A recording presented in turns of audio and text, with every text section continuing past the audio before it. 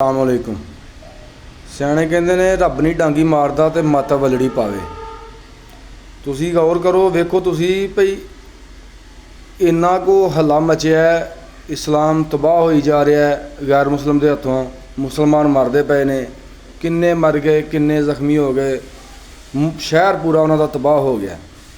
ठीक है, तो असी सिर्फ एक काम नहीं साढ़े कोल हो रहा कि असी मतलब जड़ा ना उन्हों की जी चीज़ां चलदियां ने पाकिस्तान दे विच, प्रोडक्ट्स उन्होंने चलती है, वो तो असी एक दिन वास्ते बाइकाट कर सकीए, मतलब मिथ के ही एक दिन कर सकीए, वो भी असी नहीं कर सकते। मैं एक दो बंदे के नाम लिया, मैं कहा यार जड़ा ना इसराइली ब्रांड ने तो ये ना पिया करो बोतल, गौरमेंट नैक्सट पी लिया करो, यह जी स्वाद नहीं आता।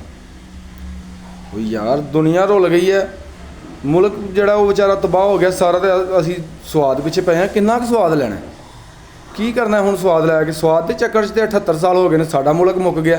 ठीक है, उधर इसराइल जो फलस्तीन दे विच जंग लगी है, सानू स्वादां दी पई है। सिर्फ एक दिन मिथ के अगर कल्ला पाकिस्तान इसराइली ब्रांड का जड़ा कोई भी चीज़ इस्तेमाल ना करे, अरबां का नुकसान होंदा उन्होंने। तो इहो ही असीं चाहते हैं कि उन्हों का नुकसान होए।